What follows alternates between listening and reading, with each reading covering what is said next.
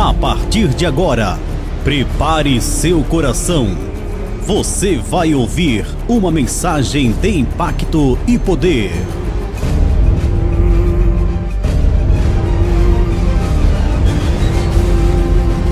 Prepare seu coração. Ministrada pelo pastor Gerson de Amorim.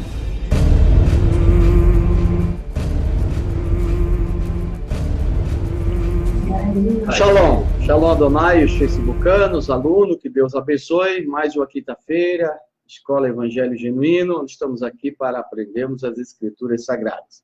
Hoje, como já foi anunciado, nós vamos começarmos a estudar o livro do profeta Joel. Vamos fazer um panorama geral do livro do profeta Joel. O livro de Joel é um dos mais enigmáticos dentre os livros proféticos, porque é extremamente difícil de datá-lo. Precisamos fazer uma investigação apurada para podermos encontrar a datação e o público para quem Joel escreveu. É sempre importante, quando você lê um profeta, você se localizar no tempo e se localizar com o público, a nação, a situação e as condições do povo a qual está escrevendo o profeta. Para quê? Para que você possa contextualizar e você entender certas declarações desse profeta. Tá bom? O livro começa afirmando ser palavras do profeta Joel ben Petuel, ou seja, Joel, filho de Petuel. No hebraico bíblico, Joel era um nome bastante comum e significa Adonai é El. Nada sabemos sobre este profeta, além dessas informações. O profeta Joel, talvez de forma livre ou até mesmo proposital, ele não dá nenhuma evidência interna no livro, dando nomes ou de reis ou de alguma declaração cronológica onde nós possamos, de forma clara, vermos a datação que foi escrito esse profeta. Mas, fazendo uma investigação apurada, que nós vamos fazer, nós vamos conseguir determinar em que tempo foi escrito e para que povo foi escrito. Tá? Diferente de todos os outros livros proféticos, por exemplo, Oséias, Amós, Miqueias e Zacarias, o livro não acontece numa era particular do passado de Israel. Não existe nota temporal. Joel 1:1, mencionando nenhum rei, em particular o evento que possamos ter interno para datarmos esse livro. Apesar de haver referências à invasão por parte de um inimigo, nenhum é especificado. A ausência de referências a eventos específicos do passado de Israel, como pragas de gafanhotos, não eram incomuns. E a imagem geral do livro encoraja seus leitores a compreendê-lo contra o panorama do passado de Israel em geral. Vamos ver o panorama histórico. Tá? O que sabemos de informação história sobre Joel se resume da seguinte maneira. Primeiro, em Joel, do capítulo 1 até o versículo 9, fala que o templo estava de pé e operante. Aqui, quando fala que o templo estava de pé e operante, nós chegamos a duas conclusões. Ou foi escrito antes do cativeiro, boa noite, ou depois do cativeiro.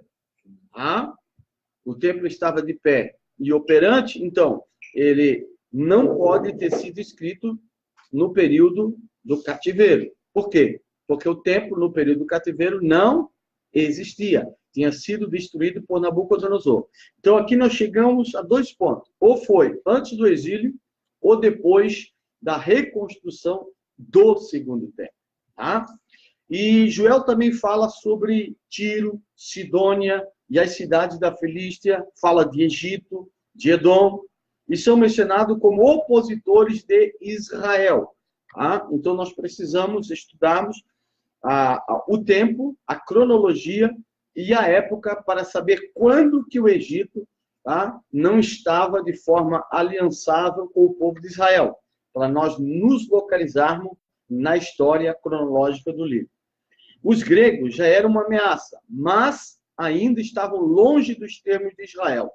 Então, nós chegamos à conclusão que não pode ser na época do período dos Macabeus, ou do Império Persa. Tá? Então, a gente já tira fora o Império Persa ou o período dos Macabeus. Tá? A menção a tráfico de judeus para a Grécia. Isso existe. E até vai ser cobrado, tá? Em Joel, capítulo... Aqui você encontra Joel, capítulo 4, verso 6. Só que dentro de uma tradução judaica, Joel tem 4 capítulos. Na tradução cristã, ele tem 3 capítulos. Então, quando fala aqui, Joel 4, 6, está falando dentro do judaico 4 e 6, e no cristão 3 e 6. Joel faz alusão a vários dos demais profetas, o que indica que ele é um profeta mais tardio do que a maioria. Tá? Ele é um profeta mais tardio. Por quê? Porque ele conheceu vários profetas, principalmente do período querido do exílio, como Ezequiel, como Jeremias e demais profetas. Isso sabemos. O que sabemos sobre os gregos?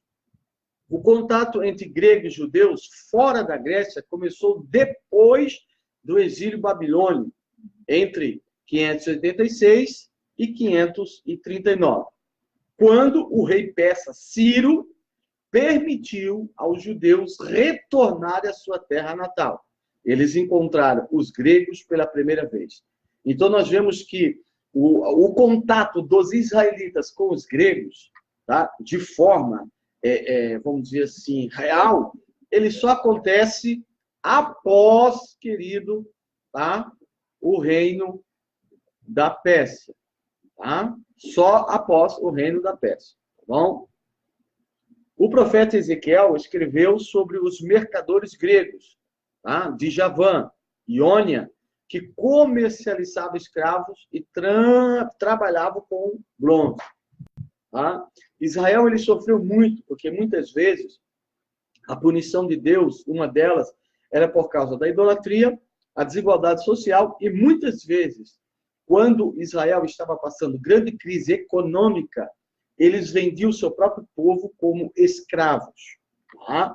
E isso despertou a ira de Deus muitas vezes sobre Israel. E foi o que aconteceu, querido, no período dos persas, onde teve um momento em que o povo de Israel vendia os seus próprios contemporâneos. Um historiador grego chamado Heródoto sabia sobre os judeus a quem chamava de sírios palestinos e os inclui em sua lista daqueles que serviam a marinha do rei, persas, tá? Com Xerxes, quando Xerxes invadiu a Grécia em 480, né? Que houve aquele impasse dos espartanos, né? E depois a batalha, depois a Pérsia veio a perder e Xerxes foi morto pelos seus próprios conterrâneos. Se Joel faz menção aos gregos e alusão a vários outros profetas, então certamente ele é um profeta pós-exílio. E se o templo já estava de pé, operando, então Joel não pode ter sido escrito antes de 515, antes da Era Comum. Tá? Mas ele foi escrito quando ou após o segundo templo ter sido construído. Por quê? De uma a duas. Ou ele era antes ou depois. Porque no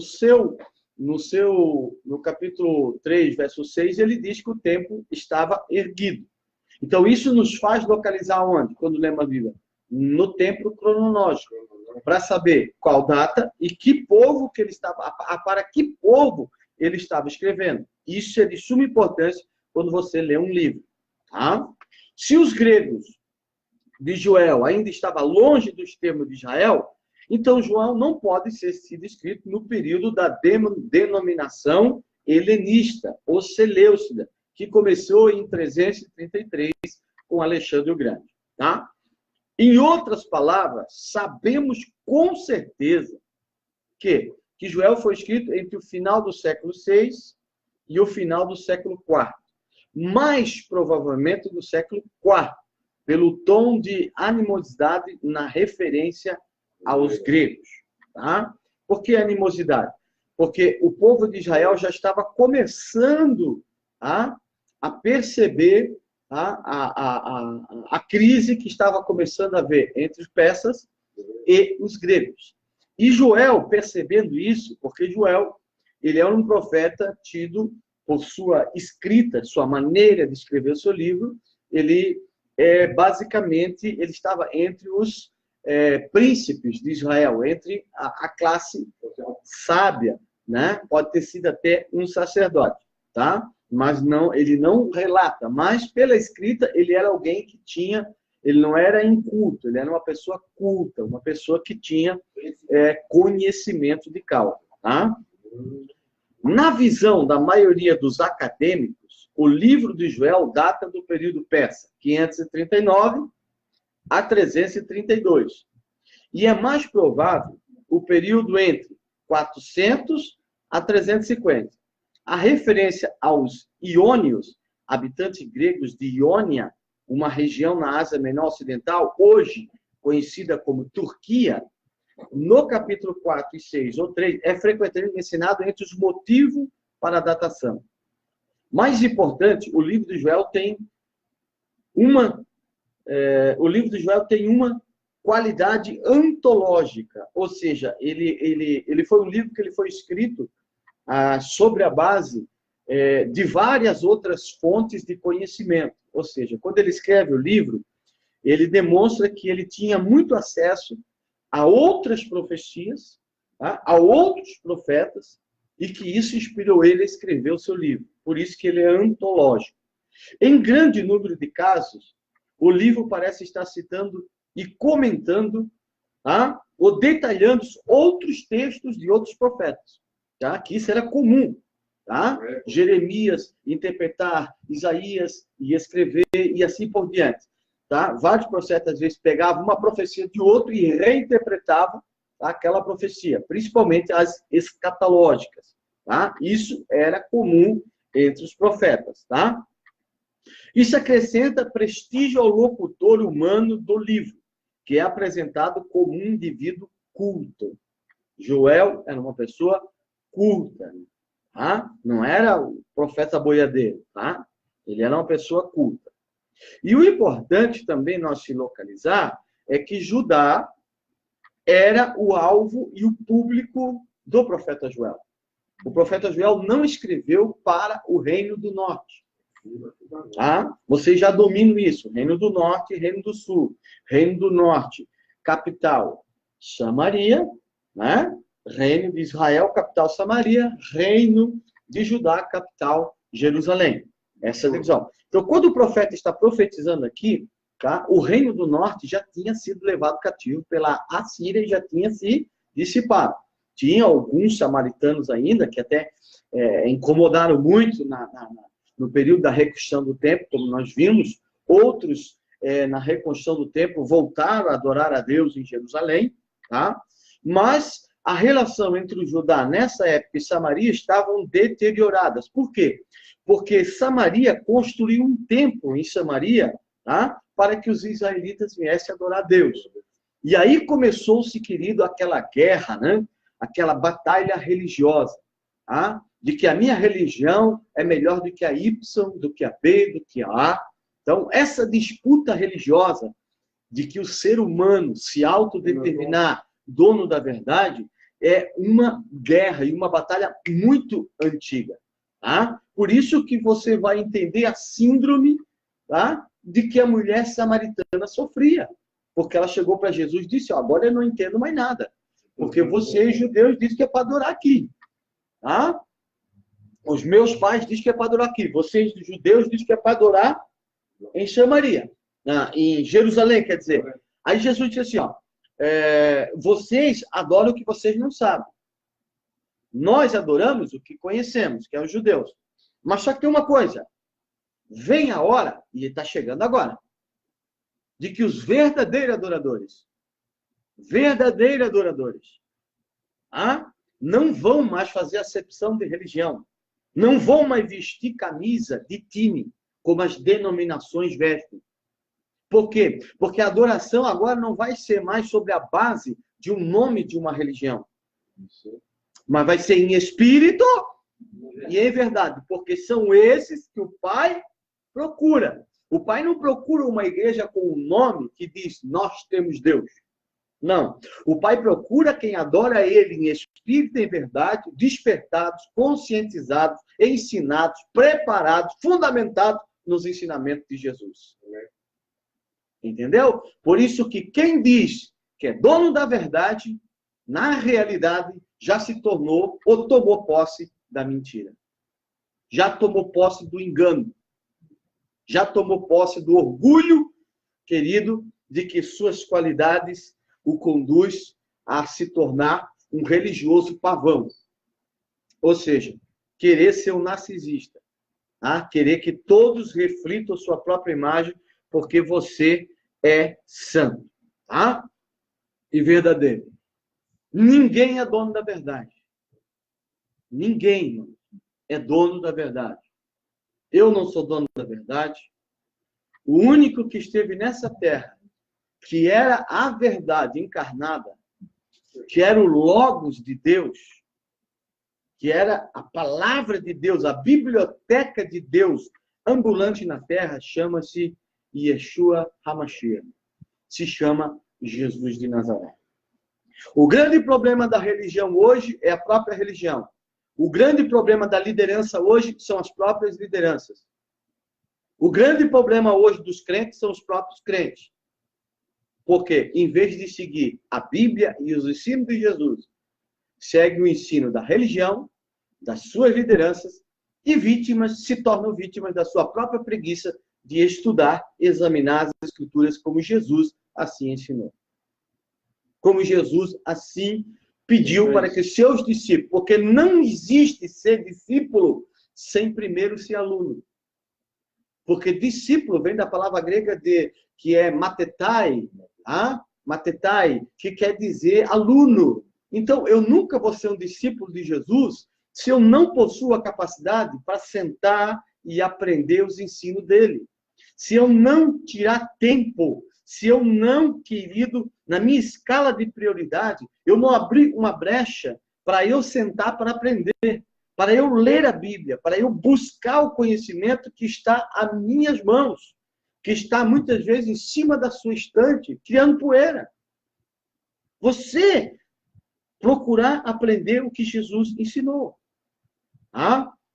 Nesse tempo, a influência da cultura helenista já começava a aparecer nas cortes persas, mas ainda não era um problema suficiente grave para merecer destaque nessa obra. Diferentemente, por exemplo, do livro de Daniel. O livro de Daniel, nós já aprendemos que ele puxa todo o seu contexto para um público específico e uma data específica, que era o período da Guerra dos Macabeus. Nem para frente e nem para trás. E todo o livro termina com esse contexto, com essa datação, com essa cronologia, e que, crendo numa ressurreição futura. Só isso. Quem interpreta, querendo colocar Roma, que Daniel nunca falou nada sobre Roma, é inserção de texto.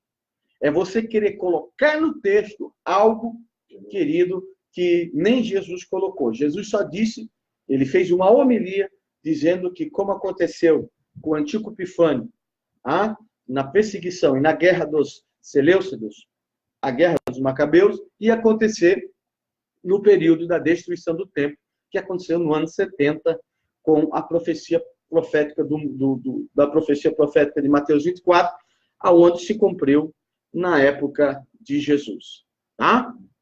O clima político era tenso, com a Pérsia e a Grécia, já em guerra. O Império Persa em declínio, esse é o público de Joel.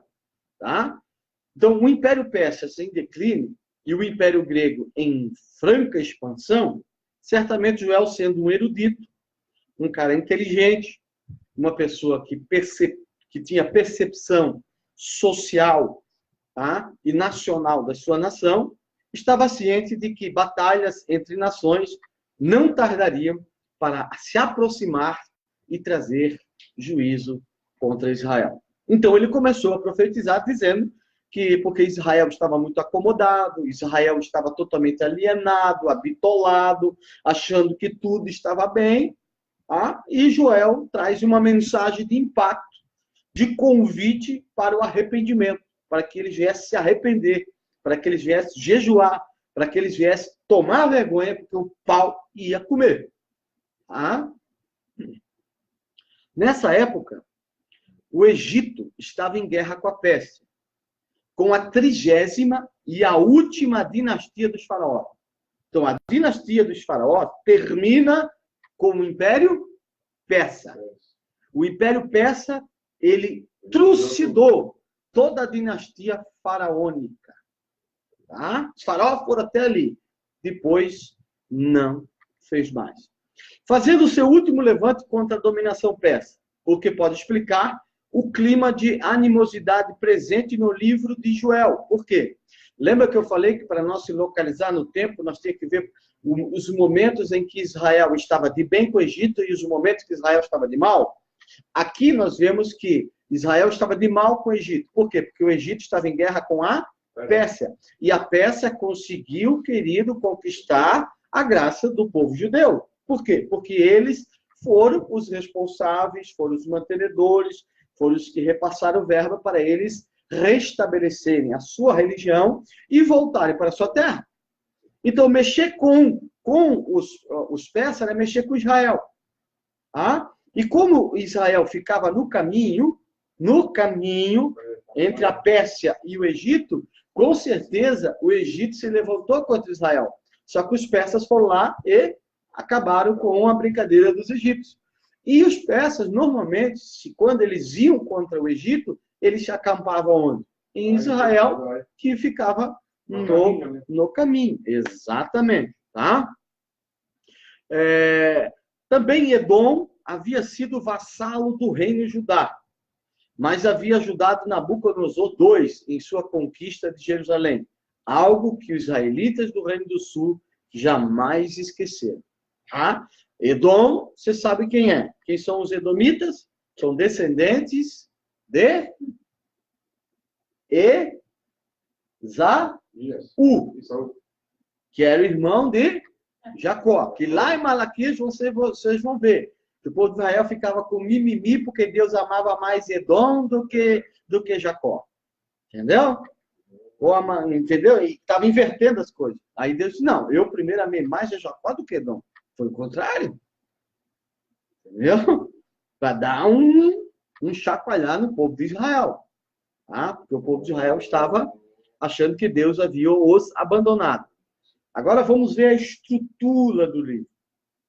O livro de Joel é tradicionalmente dividido em 4 capítulos nas traduções judaicas. E apenas em 3 nas traduções cristãs. Apesar disso, o conteúdo da obra é exatamente o mesmo. Nesse estudo, seguiremos a divisão judaica tradicional. E quando nós falar 4 e 6, no cristão é 3 e 6. Pronto, é fácil de entender.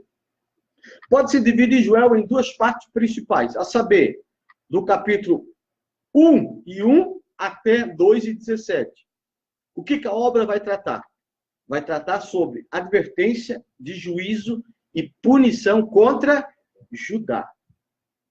Aqui é só contra o reino de Judá. Com o profeta exortando ao povo ao arrependimento. Do capítulo 2, 18 ao 3 e 21 ou 4 e 21, o tema muda para perdão dos pecados e livramento dos inimigos sobre os quais viria o juízo. Bem como a restauração de Judá. Aqui chama uma atenção, querido, de que no Antigo Testamento, o profeta, volto a dizer isso, profeta de Deus, nunca foi chamado, irmão, para revelar o número de identidade ou quanto cabelo você tem na cabeça. Hoje nós temos muitos adivinhos, não profetas. O profeta, ele sempre, irmão, sempre trouxe palavras exortativas. Sempre trouxe palavras para chamar o povo do pecado ao arrependimento. Essa era a função magna de um profeta. Chamar as pessoas. Um profeta nunca foi levantado, querido, para massagear ego, para, querido, a não ser os falsos profetas. Os falsos profetas sempre se levantaram para fazer isso. Por quê? Porque os profetas, eles eram bonificados quando profetizavam. Ou seja, eles ganhavam dinheiro. Entendeu? E como eles sabiam que as pessoas sempre querem ouvir mais coisas boas do que coisas más, ou exortações, ou aconselhamentos de mudança de vida, por isso que a Bíblia vai dizer que muitos profetas profetizavam por dinheiro. Por quê? Porque era, na época, uma profissão que dava dinheiro, como hoje muitos dão para centro espírita, para adivinhos, né? Para Iemanjás, para ir não sei o quê, para fazer trabalho. Até eu pertencia a essa área, entendeu? Uma vez comprei 1 litro de cachaça para dar para Exu Caveira e acabei esquecendo em casa, bem no dia do aniversário dele. Naquele dia, eu descobri que aquilo era tudo uma baianada, que não tinha Deus naquele negócio. Tá? E hoje estou aqui pregando, ensinando ao Deus verdadeiro, Deus poderoso. Glória a Deus. Tá? Vamos lá. De forma mais detalhada, vamos dividir o livro de Joel da seguinte forma. O profeta primeiro anuncia a grande destruição dos gafanhotos. Gafanhotos era uma coisa normal no Oriente Médio, pragas de gafanhoto. E aí que eu chamo a atenção de muitos, até pregadores que são de renome nas mídias, eles usam muito esse texto, que é um texto que ele pode ser figurado, mas e também literal. Ele pode ser literal na forma de pragas de gafanhoto, ou ele pode também ser, os gafanhotos serem figuras de uma invasão dos inimigos de Israel, de um outro povo contra Israel. Pode significar. Agora, esses gafanhotos nunca, dentro do profeta Joel, como vários pregadores, eu não vou dizer nome, eu vou passar a não dizer nome por causa da ética, usam, querido, esses gafanhotos como demônios para aplicar a doutrina do medo, para manipular, para enganar e para levar a assaltar o seu bolso através de 171 legalizado. E quero chamar a atenção de você. Esses tempos eu estava no Facebook combatendo esses líderes e um líder disse para mim assim, por que você não fala de amor? Daí eu disse assim, o que eu faço é exatamente amar. Por quê? Porque a Bíblia, que eu disse para ele, a Bíblia que você lê, diz que o amor, ele não concorda com a injustiça. Então, eu estou amando. Por quê? Porque eu estou amando essas pessoas que esses líderes estão assaltando, estão roubando. E o pior, com apoio da lei brasileira. Com imunidade. E a única coisa que nós podemos é abrir a boca e denunciar. Abrir a boca e falar que isso não é verdade, que esse gafanhoto não é demônio. Agora, a pessoa vir dizer que eu tenho que pregar mais amor, enquanto, querido, em nome desse amor, pessoas estão sendo roubadas, assaltadas, enganadas, iludidas. É a mesma coisa que você dizer que, em nome do amor, eu tenho que amar o mitológico Satã. Querido, gafanhoto é gafanhoto, ou, no contexto de Joel 2 e 4, não é demônios. Não são demônios. O máximo que eles podem ser, que existem essas duas interpretações, nós vamos ver ao longo do estudo, que pode ser nações que viriam para devorar Israel e punir Israel, ou pragas de gafanhoto, que era muito normal acontecer, e Deus usava para punir quando o povo, querido, era infiel a Deus. O profeta também descreve uma seca causada pelo dia do Senhor. Ainda vamos aprender, de 1:15 ao 18, que o dia do Senhor, quando fala assim, o dia do Senhor, a gente já vem na mente de todo mundo, fim do mundo. Hã? Só que dia do Senhor, dentro da Bíblia hebraica, dentro das concepções proféticas, dos profetas, não era um dia só. Dia do Senhor significava só uma coisa, acerto de conta. Se você estivesse do lado certo, você não ia sofrer. Se você estivesse do lado errado, o pau ia comer. Entenderam? O profeta também fala sobre a oração, ou seja, ele faz uma oração, tá? O profeta Joel, em favor do povo de Israel. O profeta elogia o dia do Senhor, tá? Que é um dos poucos profetas que elogia o dia do Senhor. Por quê? Porque na mente dele, dia do Senhor não é como na mente de muita gente, dia de juízo, tá? Dia de maldade, dia de... Para ele era um dia bom, onde Deus iria aplicar sua justiça. Ele ia demonstrar para todos que ele não é um Deus seletivo, que ele não é um Deus de fazer acepção de pessoa, mas ele é um Deus que julga. Ele é um Deus que ama, mas o seu amor nunca ultrapassa a sua justiça. Não adianta eu, em nome do amor, eu querer defender pessoas que não merecem defesa. Não adianta eu, em nome do amor, eu querer concordar com comportamentos que não são dignos de serem respeitados. É a mesma coisa, irmão. A religião hoje está fazendo a mesma coisa, eu já falei, que o PT faz. Em nome da sua causa, em nome da sua denominação, em nome da sua avareza, em nome do materialismo, em nome da sua ideologia, eles matam, eles roubam, eles fazem falcatrua, eles mentem, eles fazem falsidade, eles se vendem, eles se tornam camaleões da religião. Líderes mentirosos que mentem na cara dura, em rede nacional, falando uma coisa que a Bíblia não fala. O profeta explica também uma palavra de Adonai, no capítulo 2, versículo 12 ao 14. E o profeta convoca o povo para jejuar, capítulo 2, versículo 15 ao 17. E jejuar aqui, querido, não é uma vitamina para fortalecimento espiritual, não. Jejuar aqui é uma manifestação de arrependimento. É uma manifestação de contrição de espírito. Era se vestir de pano de saco, se jogar na cinza e se humilhar perante Deus. Era se arrepender das suas misérias, das suas manzelas, dos seus pecados, dos seus erros, das suas falhas. Admitir que você é pó, que você é cinza, que você precisa e depende do nosso Deus para ser algo ou ser alguma coisa. Era você se despojar de todo orgulho, de toda soberba, de toda vaidade, de toda atitude de superioridade.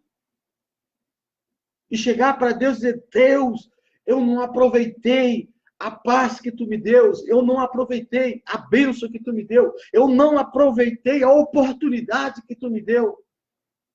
Isso, querido, é arrependimento, isso é jejum.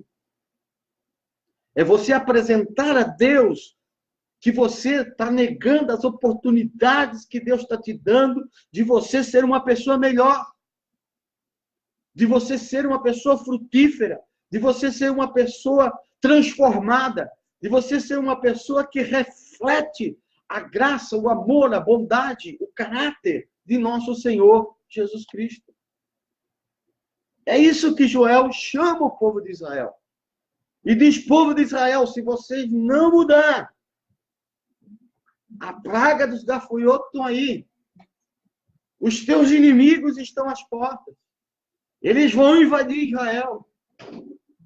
Eles vão matar vossas mulheres. Vão matar vossos filhos. Muitos serão levados como escravos. Muitos sofrerão. Perderão sua identidade. Perderão sua pátria.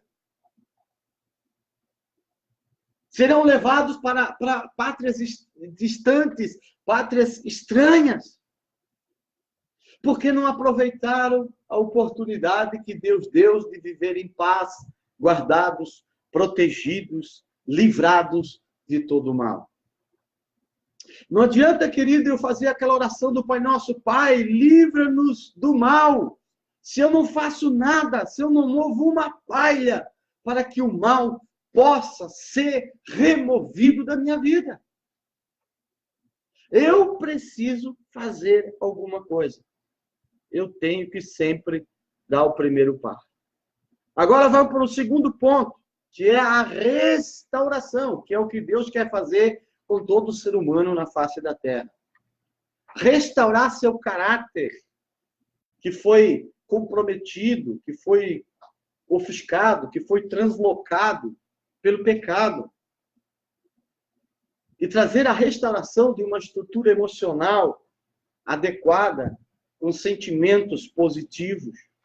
Trazer, queridos, sobre nós uma restauração moral, para que sejamos pessoas honestas, para que sejamos pessoas moralmente, queridos, sadias, pessoas que realmente amem a boa conduta, o bom costume, os princípios que Deus ensina, os princípios que Deus exige, os princípios que permeiam a vida de quem se conduz nos trilhos da justiça, que se conduz nos trilhos da retidão de Deus, que é o maior exemplo manifestado no Logos encarnado Jesus Cristo, para que nós possamos tomar decisões acertadas na vida.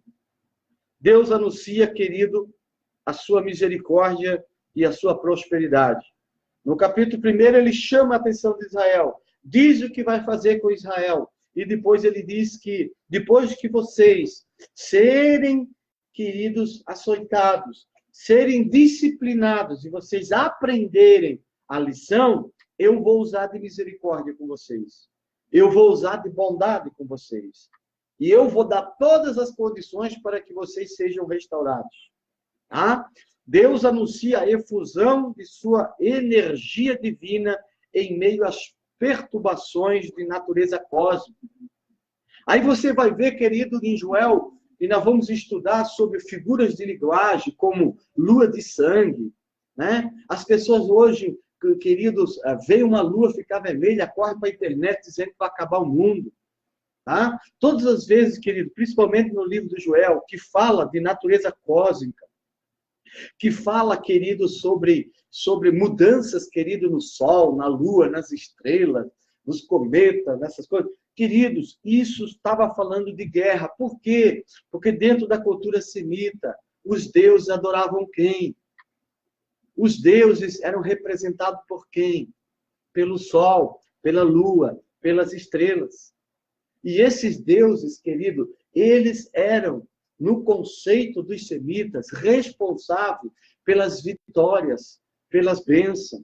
Tá? Baal era como o Deus Sol. Por que era o Deus da fertilidade? Porque o Sol, querido, a luz, sem a luz não há fertilidade. Sem a luz não há plantação. Então as pessoas conciliavam os astros como seus deuses. E aqui quando fala, querido, que vai haver problemas nos astros, na mente semita era o quê? Que quando uma nação estava lutando com outra nação, eram os deuses lutando entre si. Era o Sol lutando com a Lua lutando com a estrela tal, e o Sol lutando com a Mãe Terra. E eram os deuses que estavam guerreando.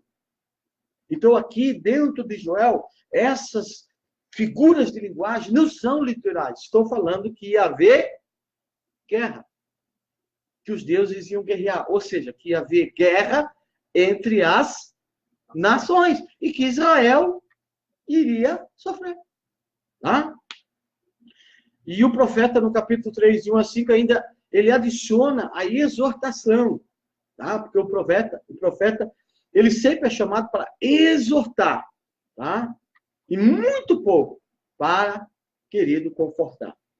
Deus anuncia a restauração de Judá e Jerusalém e o juízo que viria sobre as nações. No capítulo 3, na tua Bíblia cristã, versículo 1 ao 8. No capítulo 4, dentro da tradução hebraica.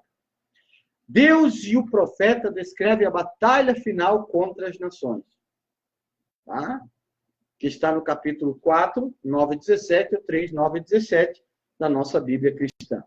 O profeta também anuncia o futuro glorioso para Judá e para Jerusalém. Tá? Então, você sempre, quase todos os profetas da Bíblia, quase todos, eles profetizam um futuro de bênção para Israel. Quase todos os profetas. Nós lemos sobre Zacarias, estudamos sobre Zacarias, e Zacarias fala da restauração de Israel. Você pega o profeta Ezequiel, ele fala no capítulo 37 da restauração de Israel. Pega Joel, fala da restauração de Israel. Isso vai acontecer. Tá? O dia de Adonai. Um dos fatos mais curiosos de Joel é trazer o dia de Adonai. Não como um momento positivo, mas sim como uma execução de juízo, diferentemente de como a expressão é utilizada noutros profetas. Isso é feito para mostrar o dia de Adonai, um dia de juízo.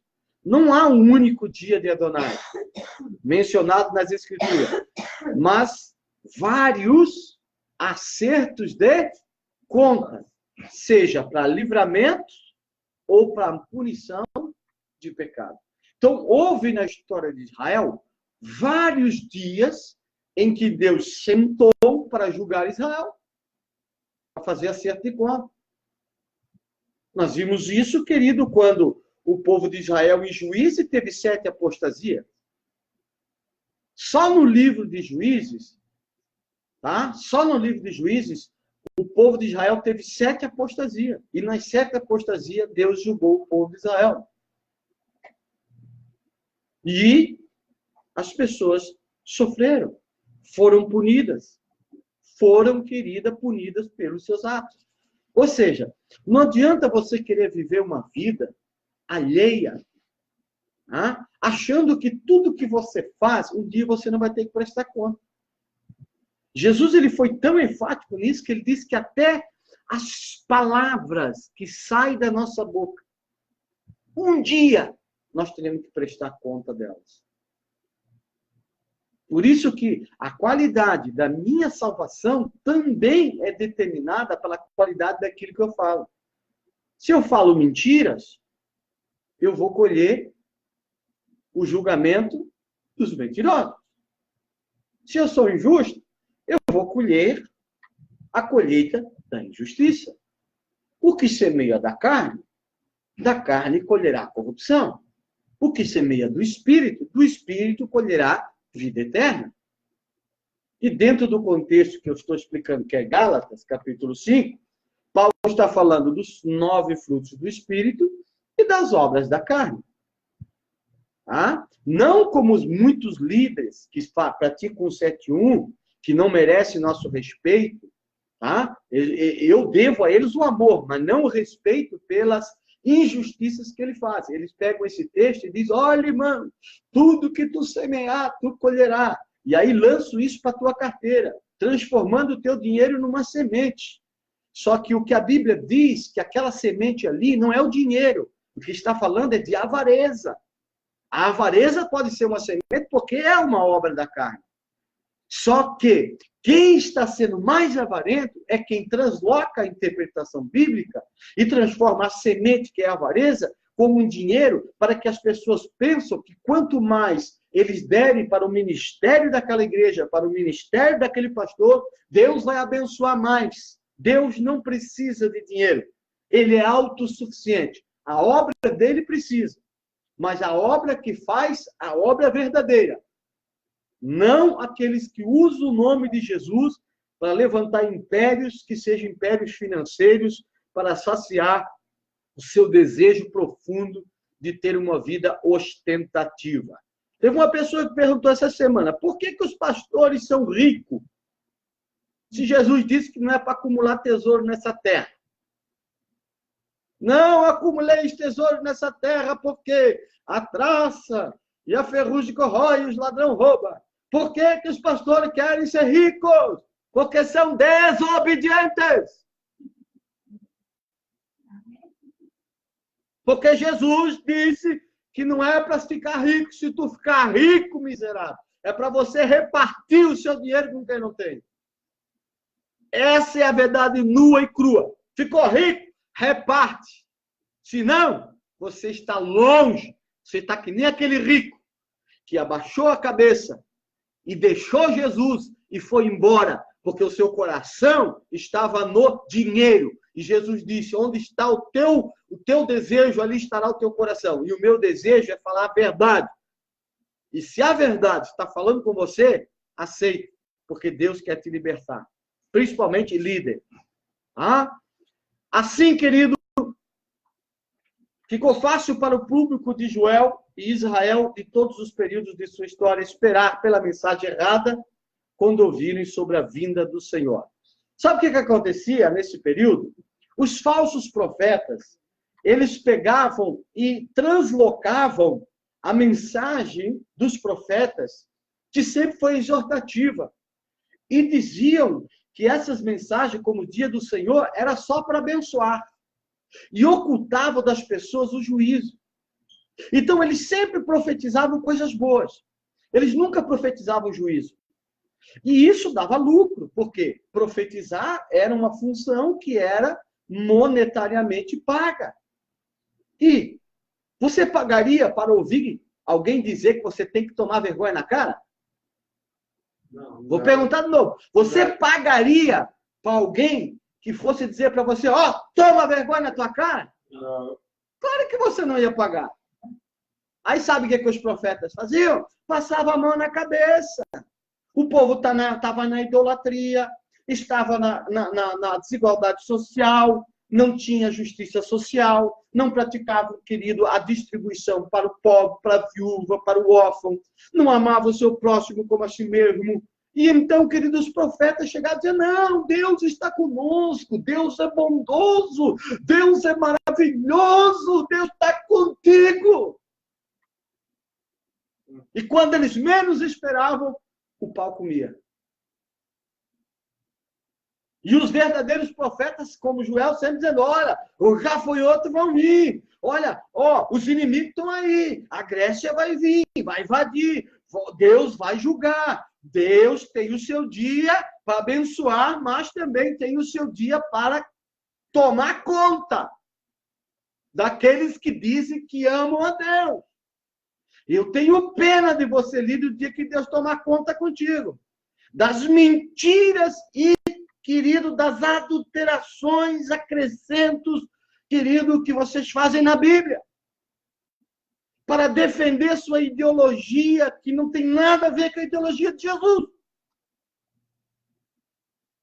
E assim, querido, ficava fácil para o público de Joel e Israel, e de todos os períodos da história, esperar pela mensagem errada quando ouviram sobre o dia do Senhor. O dia do Senhor vai vir. E o dia do Senhor, ele é algo bom para quem está preparado para ele.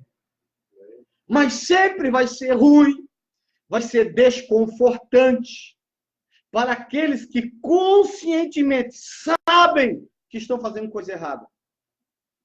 E esses líderes, eu não consigo ver na igreja do Brasil líderes que estudam a Bíblia, que conhecem a Bíblia, pregarem tantas besteiras se não fosse conscientemente movido pela falta do seu caráter e a falta, querido, de uma atitude moral honesta para com o seu próximo. Por isso eu não tenho pena. Eu não julgo você porque eu não posso. Jesus não me dá esse direito. Mas a sua atitude, eu julgo, eu denuncio, eu repudio e digo, vai te trazer juízo sobre os teus lombos, como Joel disse para o povo de Israel. Os gafanhotos estão por aí. Os gafanhotos estão por aí. Como diz nosso amigo Daciolo, Jesus Vai te pegar. Jesus vai te pegar. Shalom Adonai a todos. Amém? Semana que vem, nós vamos começar, querido, com o capítulo 1, tá? E aí a coisa vai pegar.